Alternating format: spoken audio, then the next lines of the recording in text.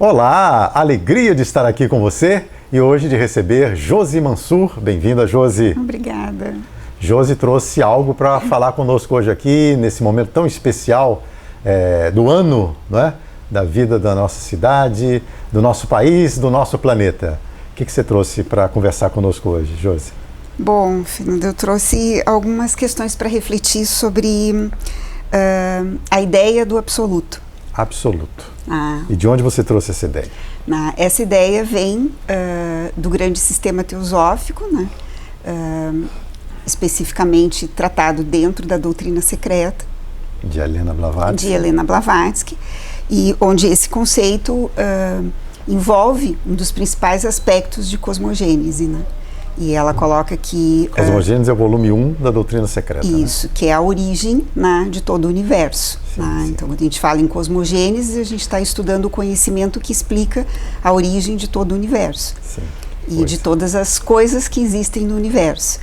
E essa ideia, a ideia do absoluto, ou ideia da unidade de todas as coisas, é uma das principais ideias do sistema teosófico. E o que é esse sistema teosófico, né? É a grande teosofia, esse grande conhecimento, essa grande sabedoria que foi recolhida de eras em eras, né, por grandes instrutores da humanidade, e que no século de Blavatsky, né, vieram novamente com o nome, cunhado com o nome de teosofia. Mas na realidade é esse grande conhecimento arcano, né, que percorre a evolução da humanidade dentro do nosso sistema solar, né, e dentro do nosso universo como um todo. Sim. Sempre tem os instrutores, né, os instrutores divinos das primeiras raças, e esses seres continuam nos acompanhando sempre, né, Josi? Sim, sim, ciclicamente, né, eles estão aqui, né, de forma visível, né, mas sempre permanece com as suas forças de forma invisível, trabalhando, né, no plano que tem que ser executado até o final de um ciclo, ou como os hindus chamam de um manvantara, né, de um grande manvantara, que tem 7 grandes ciclos. De manifestação. De manifestação, né, e de evolução, de desenvolvimento. Então, refletir sobre essa ideia do absoluto, do incognoscível, daquilo que a gente não pode explicar com palavras, me veio a ideia de conversar um pouco sobre isso em função de nós estarmos vivendo nesse momento um final de um ciclo, sim, né? Sim. Um ciclo de um ano que se encerra, né? Onde geralmente as pessoas param para refletir e buscar uma compreensão das suas ações, dos seus pensamentos, dos seus sentimentos ao longo de um pequeno ciclo que é um ano, mas também da entrada de um novo ciclo e de novos ciclos que estão para surgir, né? E estamos nos preparando para eles nessa nova era que a gente espera que surja em sentido de evolução para a humanidade, né? Como se novas forças entrassem no planeta, afetando tudo que vive, né, Josi? Isso, todos nós vamos sentir, já estamos sentindo. Exatamente. Então, cada ciclo, seja ele pequeno, médio ou longo, né, ele vai vir carregado, né, de um conjunto de forças, ou de um grande movimento de forças, que vão fazer o seu processo, vão continuar o seu processo de diferenciação, que a teosofia chama de evolução, né, e que nós estamos nesse constante processo. O plano da evolução não está completo, não está concluído. Claro. Né? Nós somos ainda a 5ª raça, ou seja, a 5ª sub-raça de um plano que tem 7 raças raízes e 7 sub-raças para cada raça para se desenvolverem.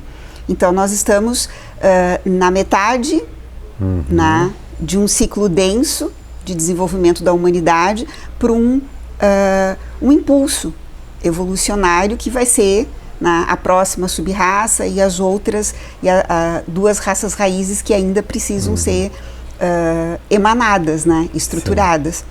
E sub-raças, na literatura teosófica, foi o termo que foi usado, né, para tentar explicar essa divisão de características. Não é que uma seja maior ou menor do que outra, não. Esse subdivisões de uma grande raça. Não é? Quando Blavatsky fala de raça, né, ela está falando da humanidade em si, né, desse ser que em origem e essência vem do absoluto, que é um ser atemporal, sim, que é a nossa essência humana, né, quem realmente nós somos, e um ser que se materializa, né, e que sim, toma corpo, que toma forma.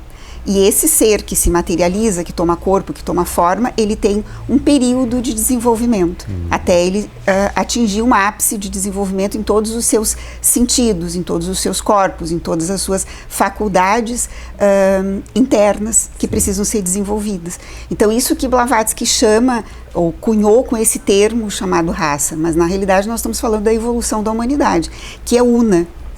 Mesmo que se divida-se em 7 grandes ciclos de desenvolvimento, mas ela é uma única humanidade. Claro. Então, a minha ideia foi focalizar esse pensamento no incognoscível, naquele que é, sempre foi e sempre será. Então, trabalhar com essa ideia é uma forma maravilhosa da gente se espiritualizar nesse período do ano, independente do credo que tenhamos. É um momento de recolhimento. E quando a gente se recolhe para uma ideia espiritualizada, para uma ideia de uma grande inteligência que rege tudo e todos, seja ela o nome que nós quisermos dar, e que no nosso senso aqui cultural europeu, onde a nossa cultura toda advém desse senso cultural europeu, nós chamamos de Deus, mas não de um Deus antropomórfico, e sim dessa grande ideia que é capaz de irradiar a vida, emanar a vida e manter a vida. Então, nessa grande dimensão do absoluto, ou nessa grande dimensão espiritual. Então, refletir sobre isso, não só pode fazer isso nos voltar uma inclinação para dentro de nós, no sentido de pensarmos sobre essa ideia, mas também ela potencializa o sentir essa ideia, o entrar em contato com ela. E além disso, abrir a nossa consciência para o eu interior que habita em nós, para esse homem divino que habita em nós. Então, nós estamos num momento de muita densificação da matéria, do aspecto material da evolução.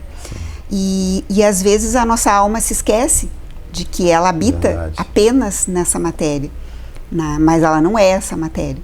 Claro. Ela é de matéria espiritual. Então, nós precisamos retomar nesses ciclos, e eu acho que é uma grande oportunidade de retomarmos essa vida interior. E nada melhor do que refletir, ou pensar, ou meditar sobre a ideia do absoluto. Sim. A unidade está implícita aí, não é, Josi? Exatamente. Essa consciência da unidade, embora a gente não sinta, tem pessoas que conseguem aprender, sentir verdadeiramente a unidade. Mas nós, pelo menos, podemos pensar nela e trabalhar dentro desse espírito, dessa consciência.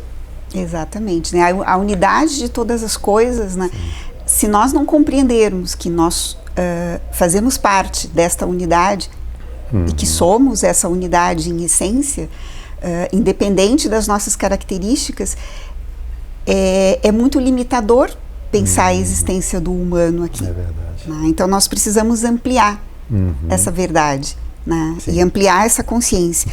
E como nós vamos fazer? Qual é o caminho para se ampliar essa consciência? É através do conhecimento arcano, desse conhecimento de eras e eras, de grandes sabedorias que experimentaram, que viveram isso e que auxiliaram no processo de construção de todo o universo e que nos deixaram reveladas essas verdades. E então, nos aproximarmos dessas verdades, seja elas em pequenas gotas, e a única forma é através do conhecimento. Então, como que se faz essa busca? Mesmo que a gente se afaste dessa verdade revelada a nós, mesmo que eu não tenha um credo, mesmo que eu não tenha uma filosofia, existe uma forma de eu me aproximar dessa verdade.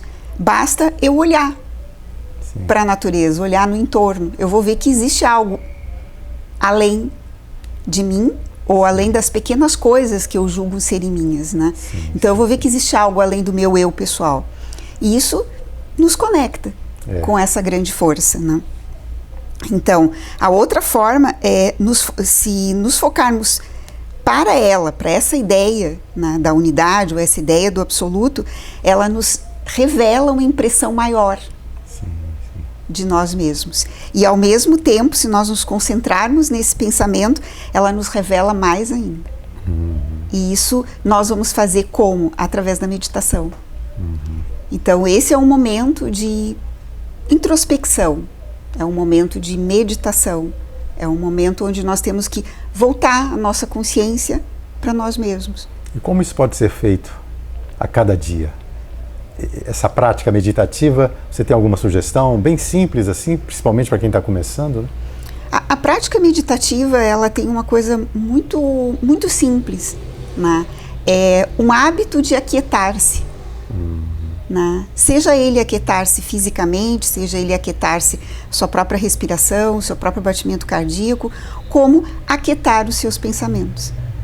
Eles nunca vão cessar, Sim. né? Mas eu posso olhar para eles e simplesmente deixá-los passar. Sim, sim. Né? Então a meditação deveria ser uma prática que todos nós deveríamos fazer todos os dias, pelo menos um pouquinho. Sim. Né? E não precisa técnica nenhuma para isso. Basta sentar-se num lugar que tu te sinta bem, tá? E tu pode meditar em qualquer lugar. Mesmo que se tu não conseguir sentar, se tu estiver parado, olhando para um ponto fixo, tu consegue meditar. Sim. Então, exercitar essa prática é algo que nos faz construir o caminho para a vida de dentro. De dentro. Essa vida que habita no coração humano. Né? As crianças podem meditar? Sim, sim. Como? Não. Já que elas são tão inquietas assim, vivas, como conseguir que elas parem, né? Silenciem, se aquietem? Por quê? Porque a meditação é uma linguagem da alma. E naquela criança pode ter uma alma bem antiga. E ela né? entende que ela claro. precisa respirar, que ela precisa aquietar, que ela precisa silenciar. Né? E a alma entende essa linguagem. Sim, sim. Então, sim. claro que a meditação para uma criança tem que ter o tempo da criança. Claro. Né? Então, um tempo do adulto, que seria um tempo mais longo. Mas a meditação é feita em várias outras civilizações. A meditação é feita com crianças, né? Sim. Se aprende desde pequenininho, né? Sim. Você fez me lembrar a professora pedagoga Maria Montessori, não é? Que foi também uma teosofista, início do século XX, e ela dava aula, né, para crianças e criou o método montessoriano, que hoje é famoso no mundo inteiro, em periferias de Roma, né? Aquelas crianças todas muito ativas e tal. E aquela bagunça na sala, e ela olhava assim, de repente ela pegava um bebê e segurava o bebê. De repente as crianças iam se aproximando do bebê, silenciando-se e olhando. Acho que é uma forma de meditação, né? Elas se aquietaram ali a partir daquele bebê. Todos ficaram olhando para o bebê assim. É uma maneira, quer dizer, a vida ensina a melhor maneira de se meditar, né, Josi? Exatamente, exatamente.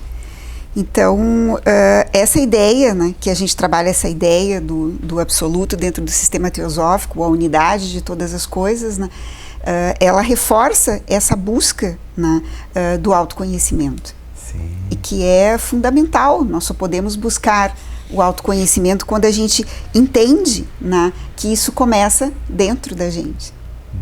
Né, e que nós temos faculdades superiores dentro de nós, ainda de forma latente, que a gente chama de intuição, né, ou que o sistema teosófico chama de Budi, né, dessa grande mente superior, desse grande aspecto que nos liga com o plano espiritual. E nós temos que ir forjando esse caminho, e construindo esse caminho, adquirindo bons hábitos. Assim como a gente, hoje, eu percebo que as pessoas estão mais preocupadas em adquirirem bons hábitos alimentares, bons hábitos ecológicos, né? Ótimo, né? Isso é um caminho, uma preparação para que a gente também adquira bons hábitos mentais e espirituais, né? Que são necessários, né? Para se começar com bons hábitos mentais, a meditação, né, que vai nos levar a bons hábitos espirituais, no sentido de construir essa vida interior, né? E a intuição é essa via. Sim. Então, adquirir algo novo, né, nós devemos ativar essa ideia, né, que não é nova, que é eterna e que sempre é, que é a ideia do absoluto. Né? Então, eu acho que esse foi o grande trabalho, né, do ocultismo através da fala de Blavatsky, no seu trabalho desde a fundação da Sociedade Teosófica. Né? Ela veio trazer essa ideia, retomar a filosofia esotérica, tá? Ou a filosofia oculta, no sentido de que nós possamos trazê-las para a nossa prática de vida. Claro. Né? E nós precisamos trabalhar primeiro no conhecimento dessa filosofia, para depois praticá-la através de fenômenos. Sim, sim, Né? sim. Que esses fenômenos vão vir depois. Naturalmente. Naturalmente, mas que para isso nós precisamos nos preparar nossos veículos, buscando a compreensão desse conhecimento espiritual. Né? Semana que vem de volta? Sim. Passou rápido, né? Passou rápido. Com A Josi certeza. também é psicóloga. Você poderia falar, você falou do autoconhecimento, como é fundamental o autoconhecimento, né? Como a teosofia e a psicologia podem caminhar juntas também, não é? Semana que vem? Sim, com certeza. Obrigada. Muito obrigado a você pela companhia, festas maravilhosas, internas também principalmente, não é? Porque nós somos motivos de festa, nós estamos encarnados, estamos tendo essa oportunidade de evolução, não é? Estamos aí com os nossos queridos amigos, familiares, não é? No trabalho, em casa, na escola, em todos os lugares, essa oportunidade do conhecimento mútuo e do autoconhecimento, que é a chave de tudo. Até o próximo Cá Entre Nós.